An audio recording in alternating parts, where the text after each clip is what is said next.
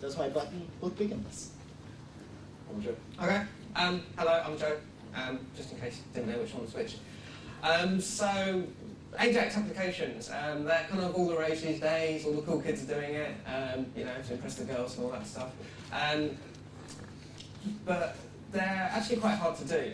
The web used to be really simple to test. Well, not really simple, but quite simple. You know, you could use things like HTTP unit. You could send an HTTP request, and you know, you'd just get a chunk of HTML back, a document. It was a fairly simple but effective model. AJAX changes that. There's so much stuff that happens now. So, you know, working in the browser, you've got things going on in the background. You've got asynchronous stuff. You've got timings. You've got widgets and the page updating itself dynamically. You're responding to user input. User input could be changing whilst data is streaming in from a remote server. There's all kinds of cool stuff. It makes it really hard to test. So we're going to look at just some approaches of what we can learn from AJAX, and in particular, treating AJAX as a different medium. It's not really like the rest of the web medium. It's more like the kind of rich client development we've seen in other areas, such as, you know, desktop clients and Swing, Qt, WinForms, even VB actually. And I think we can learn a lot from the patterns and processes people have discovered whilst using these rich clients. In particular, this talk is not so much about kind of the QA style testing of end-to-end, you know, I've got some acceptance tests, but more about actually unit testing individual components of an AJAX application and finding all those little tiny glitches. And that can even move into the realm of how you do test-driven development of AJAX applications. Okay, so to kind of ground it a little bit, we're going to start with like a typical AJAX application. We've got a typical AJAX application that we wrote before, and then we're going to refactor it to kind of make it more testable.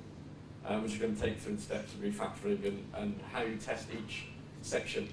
The key takeaway from this is there are parts of working with web apps and AJAX that just really are hard to test. So we're trying to take the complexity of the application away from the bits that are hard to test and to the bits that are easy to test. So let's look at the demonstration. This is our sample AJAX web application.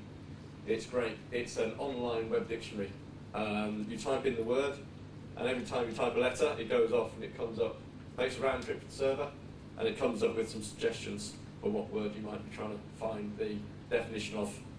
And then you click on a suggestion, and it goes and gives you the definition. Really simple. I might resign and try and make my fortune with that. That's genius. It really is.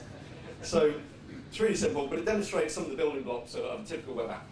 The user's typing stuff into the web form. That's firing off document events.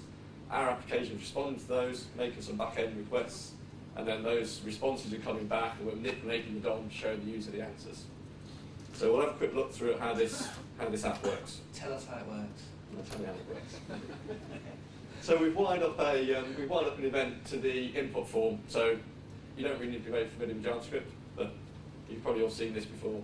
Every time the user hits a key, this function input change gets fired.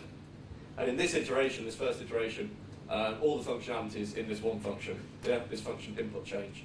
So every time the user hits a key, we go off and we make a round trip to the server. This all happens behind the scenes, this XML HTTP request. And we have a callback function. They get called when the server responds. And there's a bit omitted here, but obviously you check the state of the response. You parse the response, so you've got some JavaScript objects.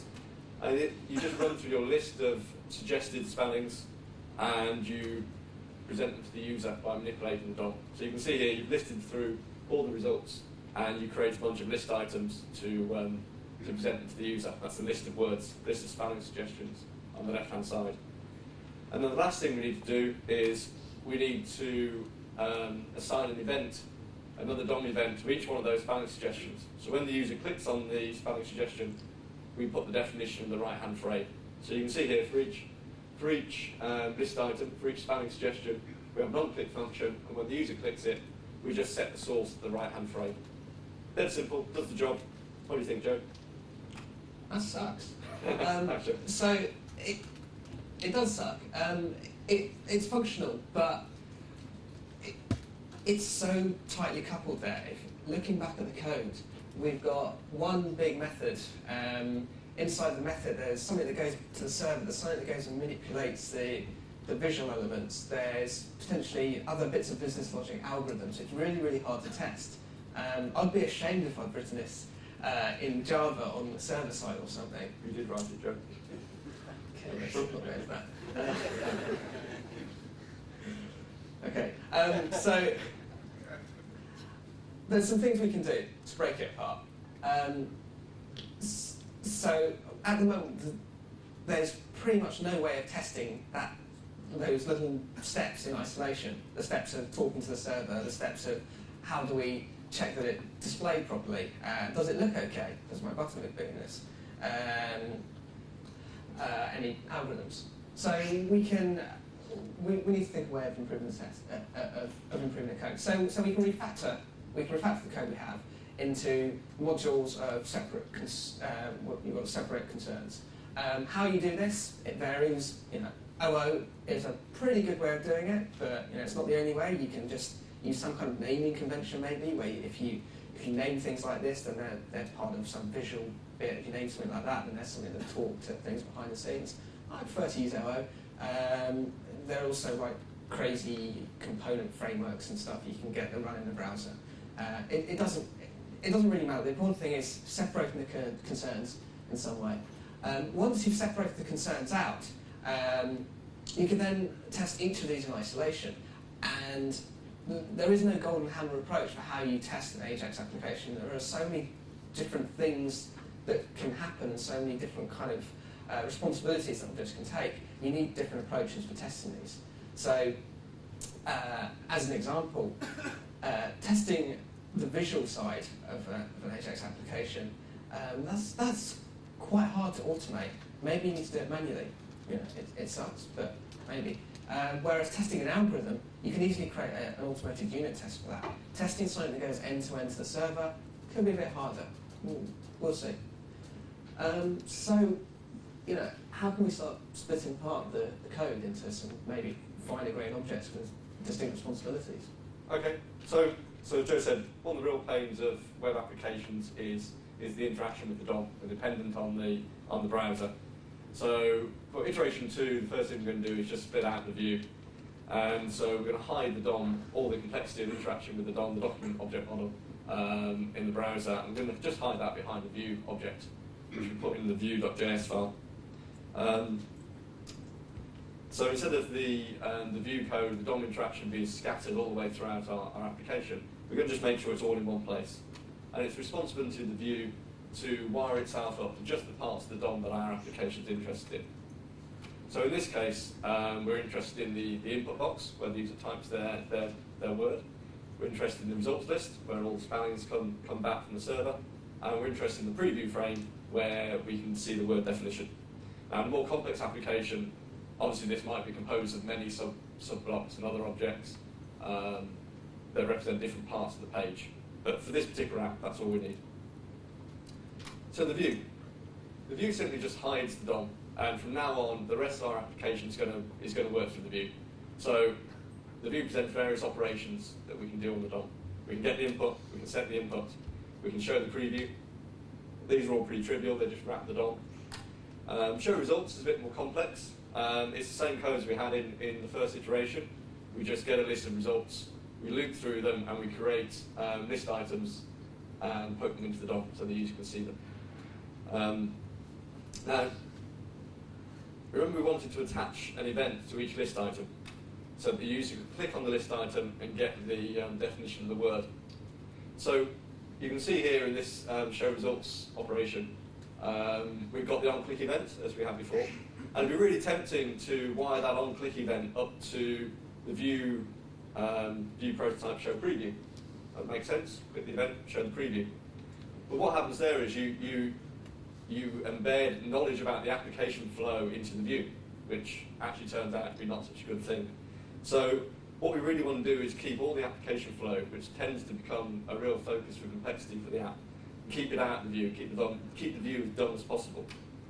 So instead of wiring up the on-click event directly to the show preview, the view just fires another event, its own event. So it can fire an on-change input event, which happens every time the user hits a key in the input box. And it can fire an on-pick result event every time the user clicks one of the spelling suggestions.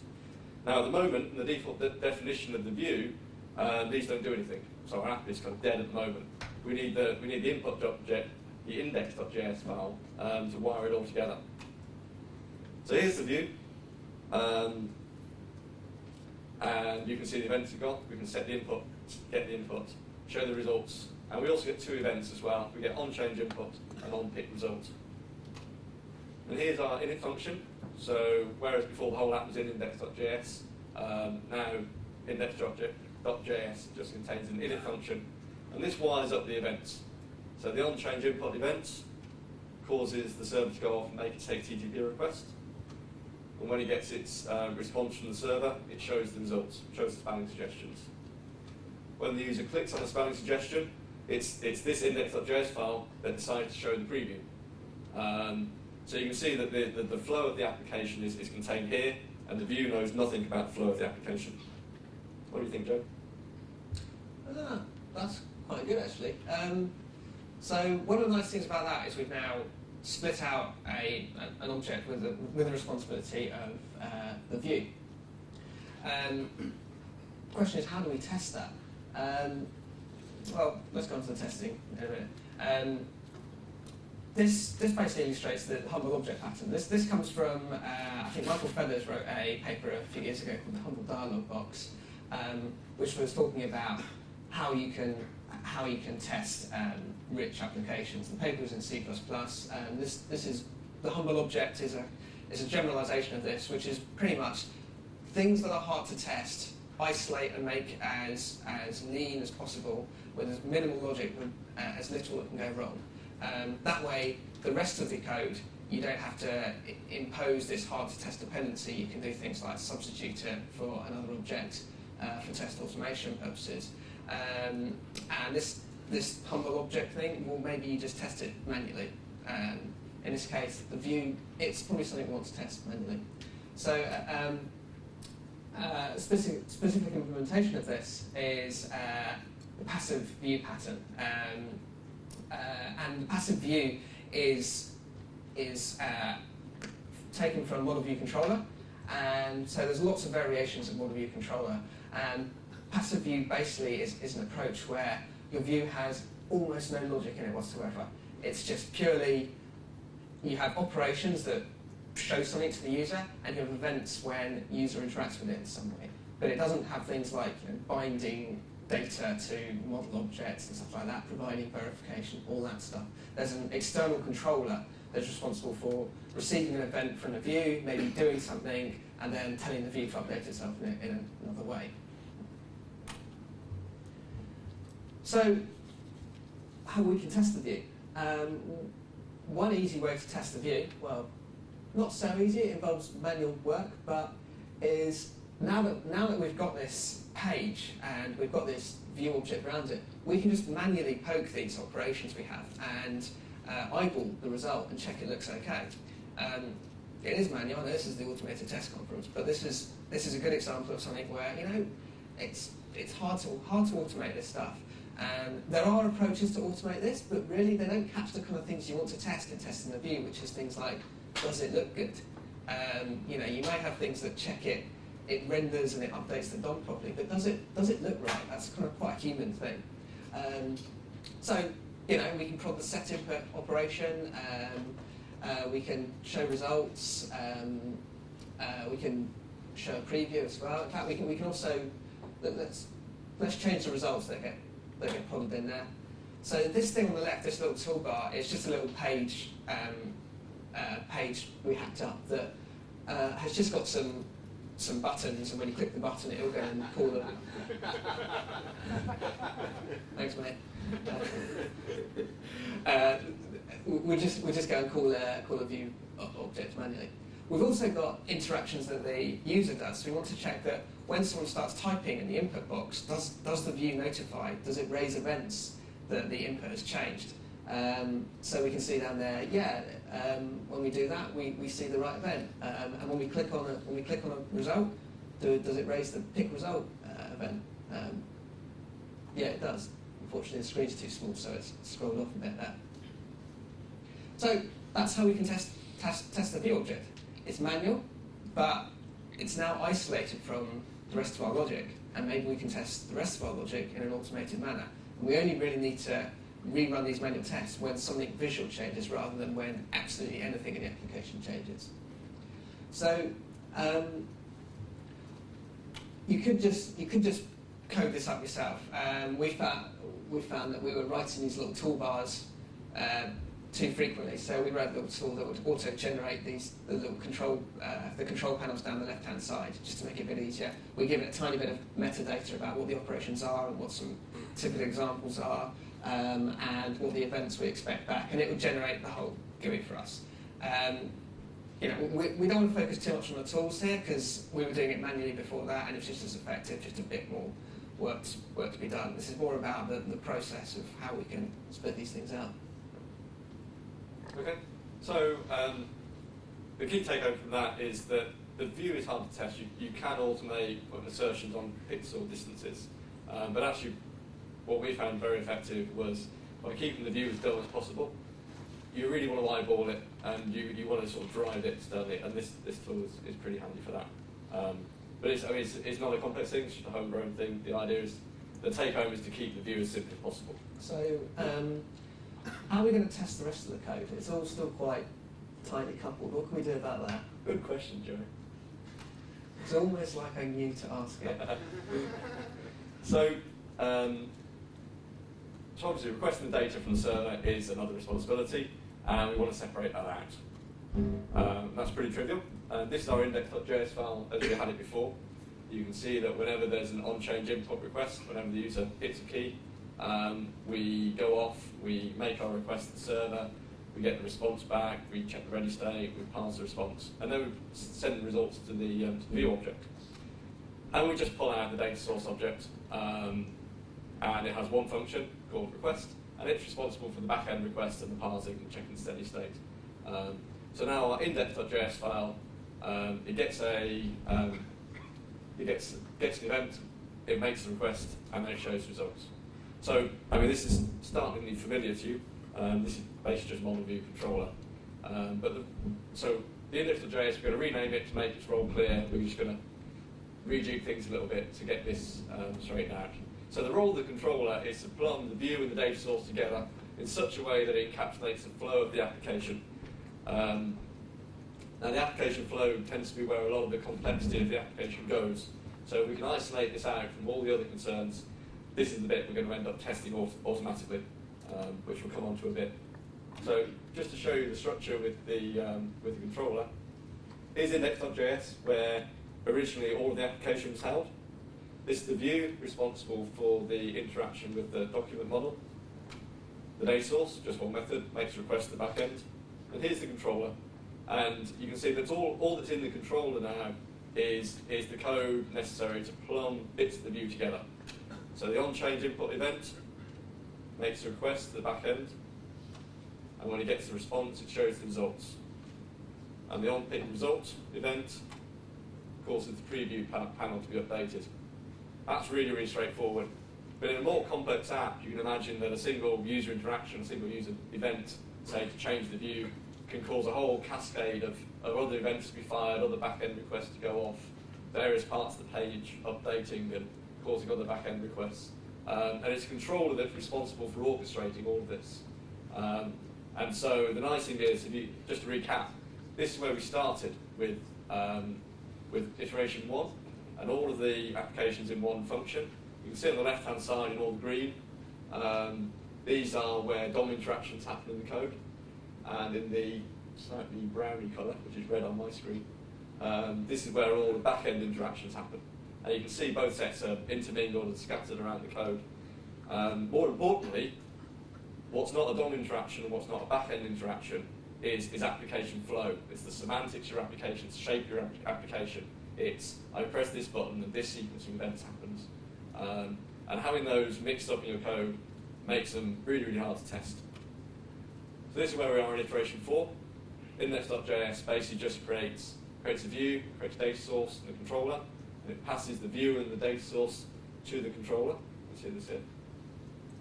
The view is where all the DOM interaction happens, data source is where all the back-end interaction happens, and the controller orchestrates all of these things, and in that way defines the application flow.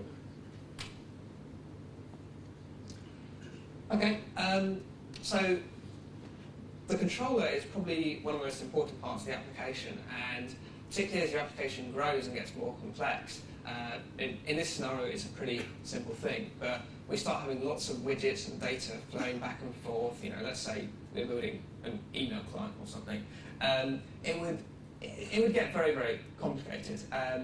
So this is probably something that needs the most testing, and this is the kind of thing that changes the most rapidly as well. Usability tweaks, that kind of stuff, like what happens if you just requested something and it's still pulling it down from the server, and then you cancel that operation and go and edit this checkbox, but this is disabled. Should that form be enabled? You know, there's all that kind of logic, and that's really the stuff that we want to be testing. So by pulling out the sort of the complicated bits, the view stuff, the actual communication with the server, we've got this bit in the middle, the controller, that is a lot more expressive now, and it is a lot easier to test.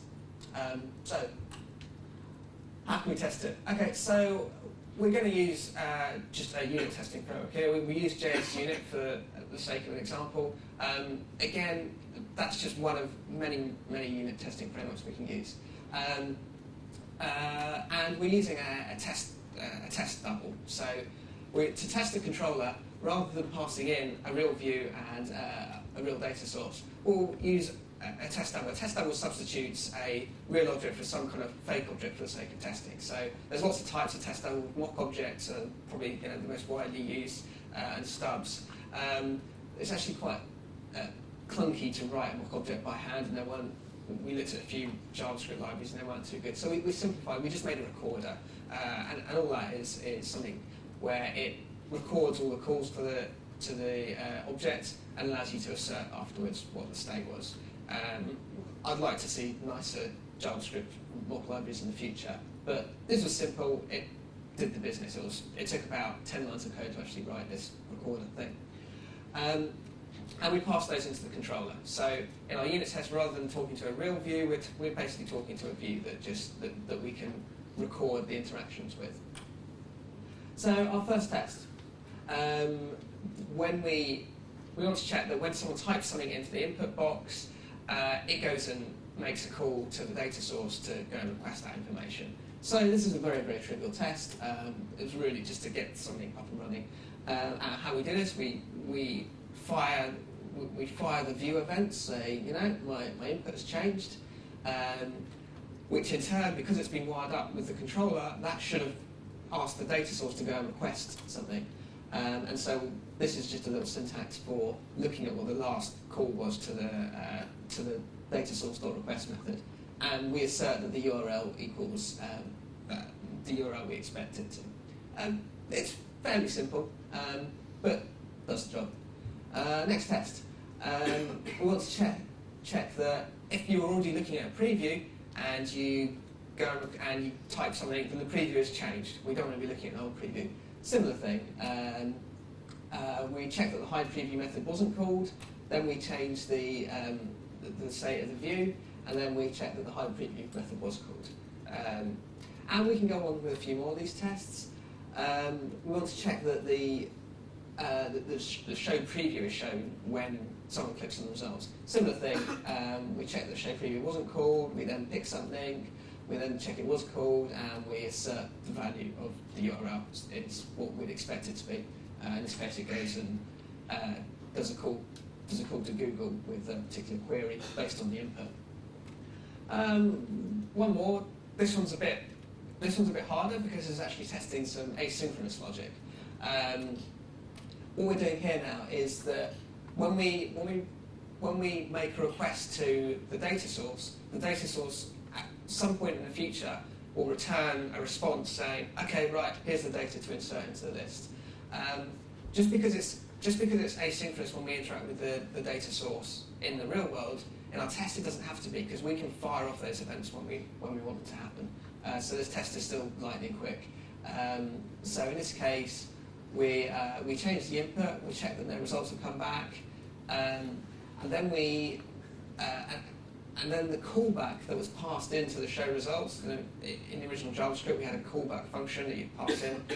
We then manually invoke that with some data, and we check that when the response comes in from that callback, the show results has been called.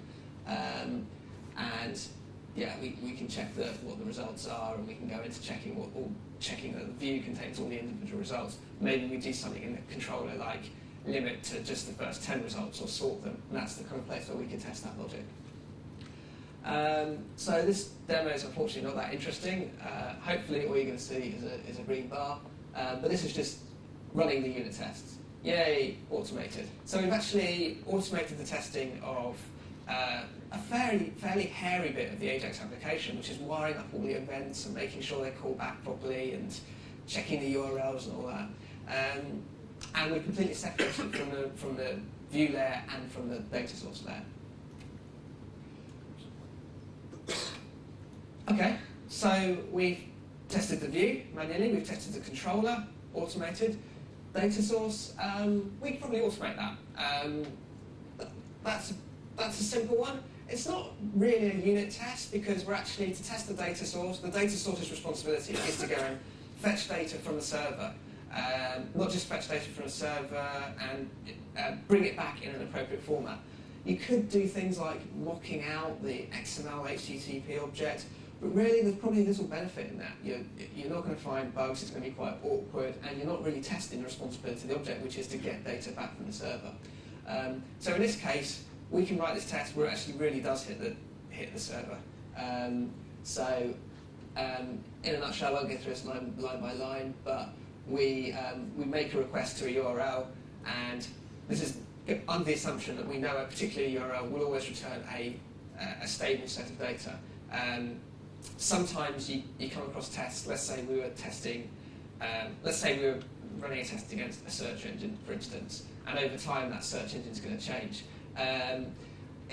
We wouldn't want to put some results in there which we knew were going to change and create a brittle test, but we could set up the server to, on a particular URL, always return search results in a consistent way from a known search index or something.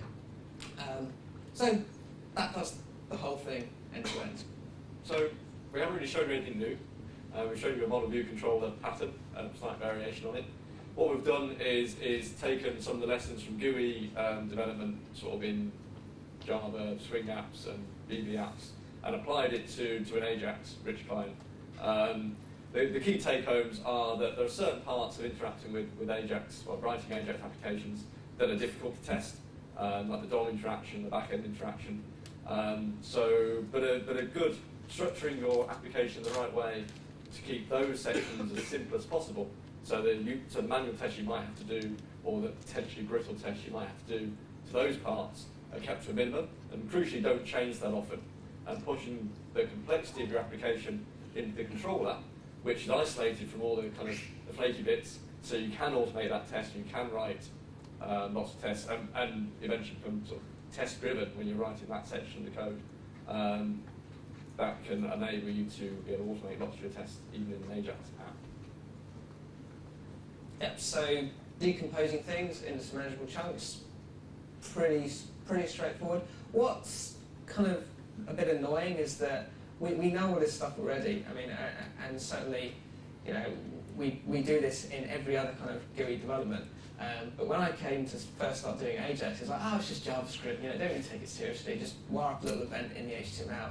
And it's almost like a regress back to the VB days when you built a whole GUI by, right, first I'm going to draw a button, and then I'm going to put an on-click on a button, and then write 10,000 lines of code on the on-click thing.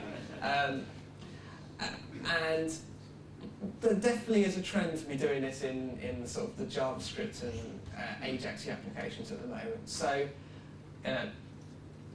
think about the patterns. You know, model view controller is a nice one. It's not the only one. There's all sorts of other patterns, but take it seriously is the thing, really. And I admit I haven't really taken it seriously in the past. And for the things, once you've broken it down into these things, you really want to minimise the behaviour of components that are awkward to test, like the view. I think the view is our most awkward component in that application. In other applications, you may have another particularly awkward thing. There are certain things like timing-related stuff. A lot of applications, particularly AJAX applications, have time-related things where you click on something, maybe you start uploading a file, and a little progress bar will come, and then after a while it'll time out and things like that. That's really, really hard to write automated tests for. But if you abstract out the bit that's actually doing the time-related stuff, you can pass in test doubles for the time stuff, like a mock clock or something like that, and automate that through just normal unit testing. Good. Links. You will be able to download the code samples, but not yet. Send them in the follow-up email, hopefully. And any questions? Oh, waiting for my phone, sorry. Steve Locker, HP. I think by not testing the view automatically, you're cheating, aren't you? Because you're basically saying, oh, that's too hard, we'll have people somewhere clicking reload. And I think you're right in that says, yes, you have to look at it and see if it's pretty, but you can automate the machines that looking at it say, yes, it's still pretty on 5 different web browsers and make sure the buttons haven't suddenly grown 4 times the length on Safari or something like that. Yeah, absolutely you can. And it's really just about, it's about whether the effort is worth the value. In our application, you know what? It was pretty easy to just go through the views. Maybe if we did that once in a while, it takes away most of the pain. We still have some pain. There are approaches that you can automate that people doing things like checking the pixels still line up one by one, checking the DOM. That doesn't seem to be that successful actually, but sort of screen grabbing. But actually getting that up and running is a fair amount of infrastructure. If you can do it, great, do it. If you just want something that's fairly simple that works, this at least takes out most of the pain of testing. I mean, there's a talk tomorrow about Selenium, and that will certainly do the job for you. And I don't say this is not a replacement or different approach to that. The key thing is structuring your application so you can keep the view side of things as simple as possible. So you might be able to get away with it doing it manually. If you can't, then there are things like Selenium out there to help you. Okay, so hi Alex, I've got a question on how you deal with the asynchronous nature of AJAX and how you test for waste conditions. I mean, it's a problem in any language, whether it's multi-threaded Java or C or whatever. And it strikes me that AJAX is probably more likely to hit waste conditions with multiple things happening at one time than perhaps other languages are. Have you thought anything about how you might test for that? So actually, it's actually easier in AJAX because the browser has a single event loop. You don't have multiple threads. There are ways you can create multiple threads by having embedded Java applets and ActiveX controls and stuff like that. But you can't have JavaScript running concurrently, which does make life a lot simpler. You have one single event loop. So when you click on a button, it does some code. It does it in the event loop. If that code then later has a callback from an XML HTTP request, or maybe you set a timeout thing saying, in 10 seconds do this, that code as well will happen in the event loop. And if something else happens to be running, then it will wait till that finishes, which does make life a hell of a lot easier. Hi there. This might be a dumb question because I've really not written much AJAX at all. But I know there's quite a few libraries out there to try and sort of simplify and abstract a lot of the interaction with JavaScript. But if you're using such libraries, how do you go about testing with that? Because a lot of your test methods here are all quite reliant on low-level JavaScript, where all the libraries are trying to move you away from that. So, that's a very good question. Okay, so it doesn't really make much difference. Even if there's a lot of frameworks now, so Dojo, for instance, is a very popular one where it makes JavaScript a lot easier to use. The Google Web Toolkit is a completely crazy, weird world where you write it all in Java. But still, you can still take the same approaches of, well, okay, I've got the view I've got the view here. You know, whatever framework you're using, you can still abstract out the view. You can still abstract out the model, controller, or whatever things are appropriate for you. If you can't, then I would probably question how useful that library will be in the long term. It might make great demos, but I suspect you might be stung later. It's like the whole magic wizards you used to get in the IDE. So it's like, hello, I'm going to, a paperclip would pop up and say, I'm going to build you an IDE that does everything, or build you a tool that does everything. You go, oh great, you know, click all that, and then you change something later and everything breaks. So I guess it depends on the library, but a lot of good libraries you can still use the same approach as well.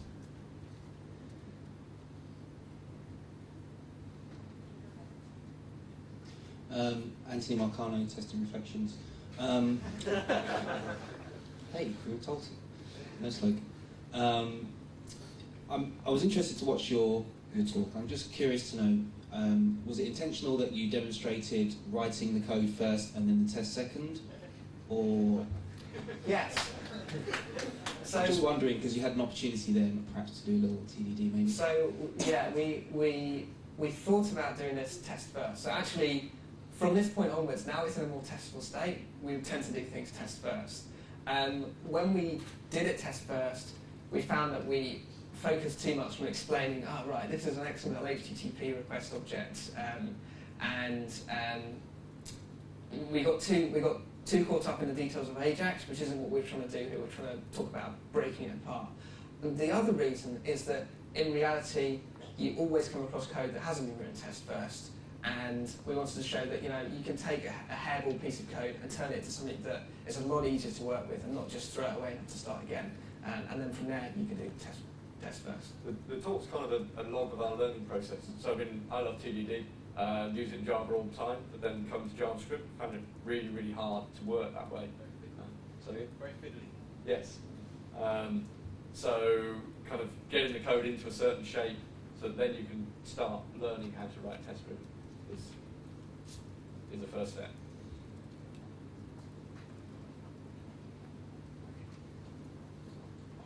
I have a question. I'd like to dig into that. This is Brian Campbell, Red Hat. I'd like to dig into what you just said. You said it's a little harder to do test first in AJAX. And I apologize, I think that's what you're touching on, but why is it so hard? Is it because the tool set isn't there? Is it because you're working in a browser? What makes it hard to do test first with AJAX? I think a bit of it's, for me anyway, was sort of prejudice. It's like, oh, JavaScript, scripting language, right, we'll just bash it out. There's a conceptual shift that actually, as the applications become more complex, we have to take, presenting applications on a web page is sort of a hack in the first place. And all of DOM manipulation is kind of a hack. And there's a learning process to recognizing that as the applications we're delivering this way get super complex, we have to modify how we approach designing them. That's part of the problem. Yeah, I thought I found I had the mentality of like, oh, why would I ever test that? And we're finding the more we do it, actually, it's easier and easier to do test first.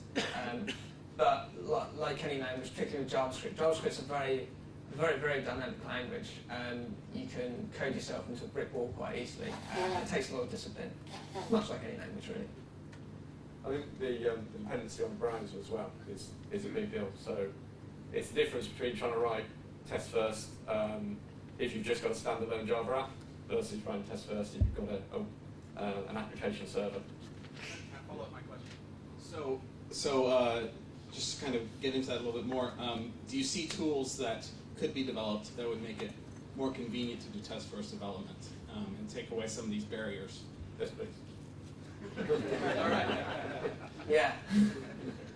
Absolutely. I mean, you know, coming from Java, where we've got things like IntelliJ and Eclipse, and then going into plain text. Although these kind of IDEs are actually starting to support JavaScript now, which makes life a lot easier. Debugging. We've actually found that we use JS Unit in the browser. In the example here, we're finding more and more that because the thing about JS Unit is it runs things in the browser, which is great, but looking at the controller now, which is where most of our logic will probably end up, There's no browser dependencies in there. It doesn't use XML HTTP. It doesn't use the DOM. So we do things like actually run the unit tests outside of the browser using things like the Rhino engine and other kind of JavaScript engines. Microsoft have got their script engine as well, which is a lot quicker, and it kind of enforces discipline of making sure that you really can't do browser-specific stuff in the right places, and you get a much faster turnaround time. Hi, Nat Price, European Head of Development at B13 Services. I noticed that your view was actually quite big and itself conflated a number of different concerns. So, like, you had the input box, you had the list, you had the. Do you find that it's useful to like break the view up into different concerns and then maybe unit test some view components themselves? Yeah, I think the more complex page, you would the view would be components of various different components that worry about different parts of the page. Would you think it's worth actually unit testing those in the same way that you might unit test, say, swing widgets if you're running those? I think if there were non-visual parts of it, then probably would unit test it. Like if it had a sorting algorithm or something like that, then I'd break that out into another object and unit test that. In practice, I found I haven't really created automated tests for the visual side. If you want to keep the passive view model, you would hope not to have non-visual parts in the view, so it would be very hard to unit test it. And we have found over time that more things creep into the view, and we go, oh, wait, pull them back out again, and that's just kind of an evolutionary process. Hi Joe, it's Marcus from WordTracker. Where are you? I'm over there. here. Yeah, you kind of glossed over something which for me is always one of the biggest pain areas, which is testing the DOM. Certainly a lot of the GUI code we've got in JavaScript is quite close to the DOM. Have you made any progress in that? Have you found any good tools or any good approaches to dealing with that? No. I thought I'd ask. We've looked at lots of tools, and really the most effective is to try and keep the DOM stuff as simple as possible and do it manually. I'd love to see a tool, tool vendors find something that can help with this, but we haven't seen it yet. We do at least have some basic infrastructure where it's very easy for people to test on different browsers and different platforms and stuff. But it's okay. But it's not automated. Steve Lackman again. I know, move on. Have you ever actually thought about modifying Firefox to make it kind of a better test runner? What would be other features for testing inside Firefox itself? Yeah, I mean, there's these things like there's the Venkman plugin, which is a pretty good JavaScript debugger that runs inside Firefox, and IE has got the script debugger. They do make life easier when they work, which is about half the time. But other than that, I mean, have you got anything in mind there? Well, I'm just thinking if one of the barriers is testing the view stuff, and if you use something like Dojo, you're relying on them having their tests, and they don't have any decent tests either. Talk to the Dojo people about how they automate their tests, and they run away. So it is a problem to say, could we modify Firefox to make it a better test, that you can then stick in some assertions about the state of the view or something like that? Probably.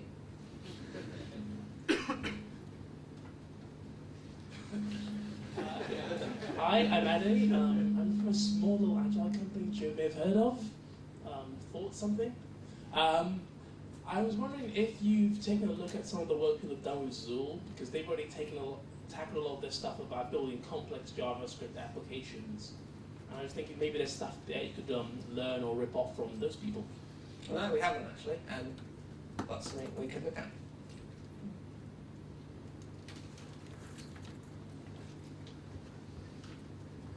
Come on, bring them on. I think I'd just like to defend a little bit the not testing the view with the unit test.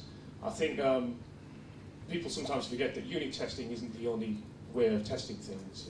You would hope that Selenium or something like that could be used in order to test the application fully from an end-to-end user perspective. And in those kinds of cases, it doesn't matter necessarily if your dumb view isn't unit tested, and really what you'd be testing for is that HTML is formatted properly and there's very small bits that you could test in the view in isolation if it is truly passive. Yeah, you can.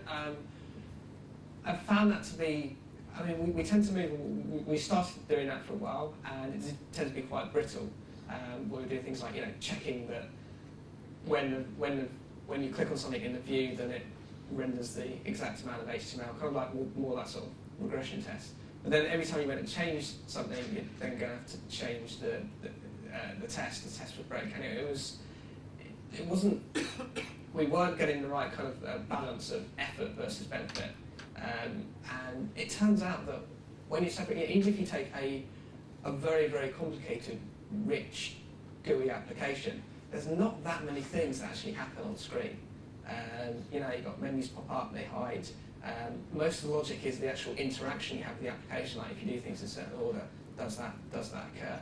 And so there is a fairly low overhead in actually testing this manually. But I'd love to see better approaches to how we can automate the testing in the view. Julio from HP.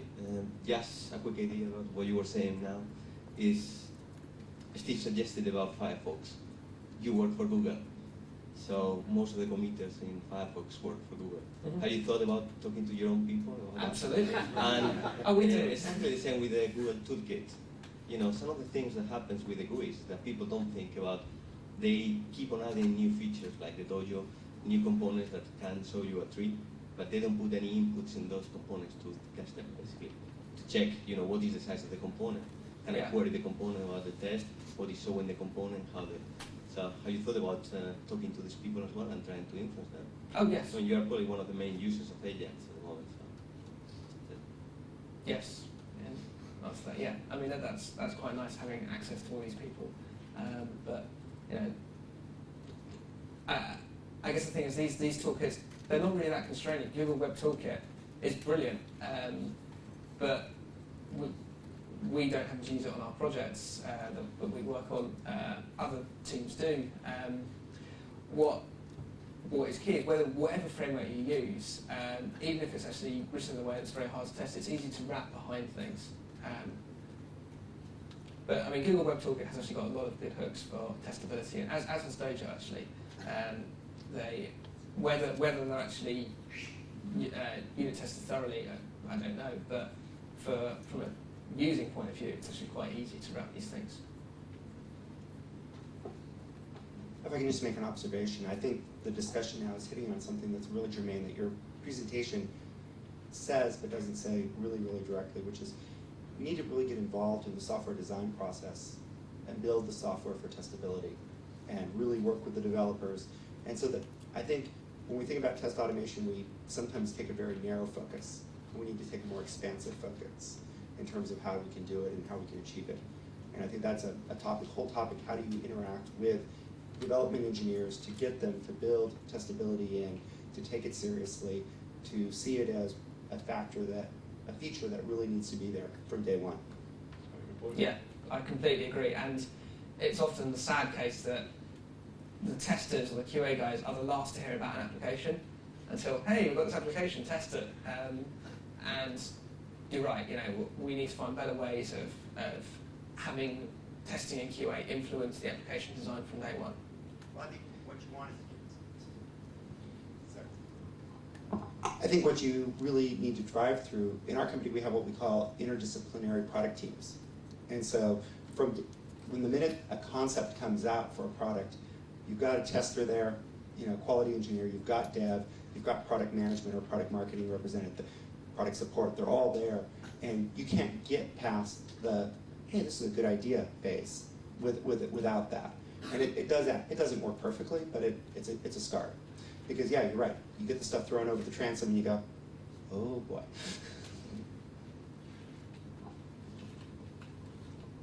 I hate to be a downer, but I was a bit disappointed because I had this vision in my mind that when Joe was going to talk about AJAX development, that he'd launch Firefox with a very funky Firefox sidebar that was basically IntelliJ style debugger and all these fancy features would be there. And I come here using a text editor.